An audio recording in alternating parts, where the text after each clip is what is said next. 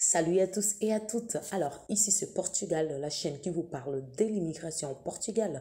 Dans cette chaîne, nous allons parler de l'immigration, quel que soit le motif d'études, le motif de travail, le motif de santé, le motif de tourisme. Alors, peu importe la raison par laquelle vous souhaitez immigrer au Portugal, ici c'est Portugal, ici c'est votre chaîne.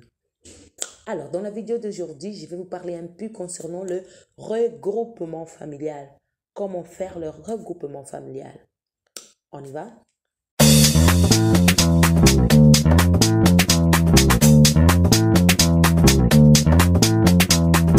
Alors, pour le regroupement familial, je vais commencer à poser des questions et bien sûr à répondre aussi. C'est quoi le regroupement familial? Premièrement, qui a le droit de faire le regroupement familial et quelles sont les étapes à suivre? Donc, pour pouvoir répondre à ces questions, c'est quoi le regroupement familial? Le regroupement familial, c'est le fait de un membre de votre famille qui habite dans un pays, peu importe le pays, dans l'Europe, aux États-Unis, elle souhaite que un autre membre de sa famille vienne dans ce pays pour pouvoir vivre ensemble avec cette personne. C'est ça qu'on appelle regroupement. C'est-à-dire, je veux regrouper ma famille à côté de moi. Je veux vivre proche de ma famille. Et c'est ça le regroupement familial.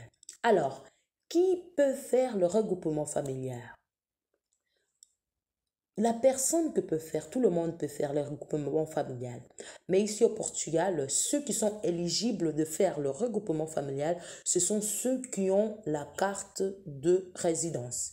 Oui, vous avez votre carte de résidence, vous êtes étudiant, vous êtes travailleur, vous avez un document concernant l'asile, vous pouvez faire le regroupement familial de membres de votre famille. C'est possible de le faire. Et maintenant, quels sont ces membres de la famille que vous pouvez le faire? Parce que il faut savoir aussi qui a le droit ou bien qui. En fait, selon la loi ici au Portugal, et je pense bien que c'est dans toute l'Union européenne, ce sont considérés juste le membre direct, disons, descendante et ascendante. Je pense que c'est comme ça. En portugais, on dit ascendente et descendante. Je ne sais pas en français comment on dit, mais c'est un peu ça. Disons, si vous êtes marié, ou bien si vous avez votre femme, si vous avez votre mari, ça, eux, ils ont droit à être regroupés. Vos parents, c'est-à-dire votre père, votre mère, a droit aussi à être regroupés. Vos enfants ont droit aussi à être regroupés. D'accord? Il y a ceux parfois qui demandent des frères, et mon frère, ma cousine, tout ça. En fait, si vous avez des frères et ils sont mineurs et ces frères sont à votre charge, vous pouvez le regrouper aussi. Par contre, vous devez prouver que votre frère est à votre charge. Vous devez prouver avec des documents, bien sûr, qui vous envoient, principalement financiers, qui vous envoient souvent l'argent pour pouvoir aider votre frère, petit frère. D'accord? Et il est à votre charge. Ou bien aussi des enfants adoptifs, c'est-à-dire vous avez un cousin, bien une nièce, et vous êtes allé au tribunal, le tribunal a passé un document qui vous a donné la garde de ces enfants, donc vous avez le droit aussi de le regrouper. D'accord?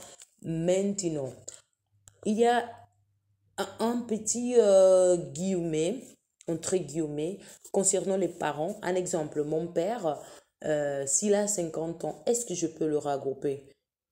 Pour regrouper mon père qui a 50 ans, je dois prouver aussi qu'il, lui, il dépend que de moi, ou bien il a quelque chose, une maladie, voilà. Pourquoi? Parce qu'ici, dans la loi, si votre parent a plus de 65 ans, ce n'est plus nécessaire de prouver quoi que ce soit. Vous pouvez le regrouper directement.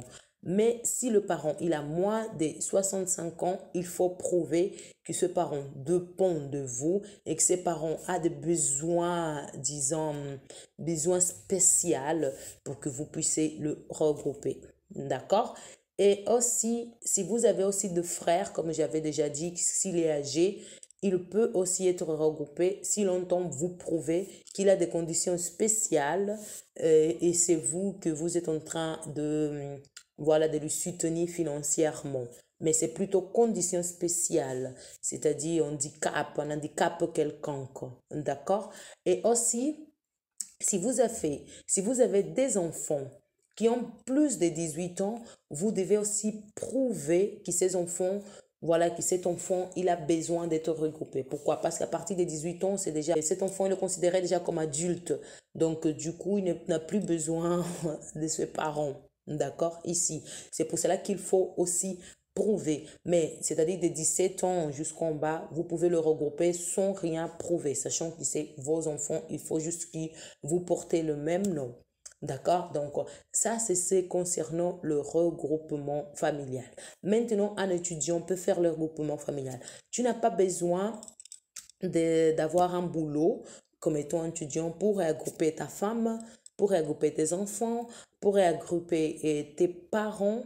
Vous n'avez pas besoin d'avoir un boulot.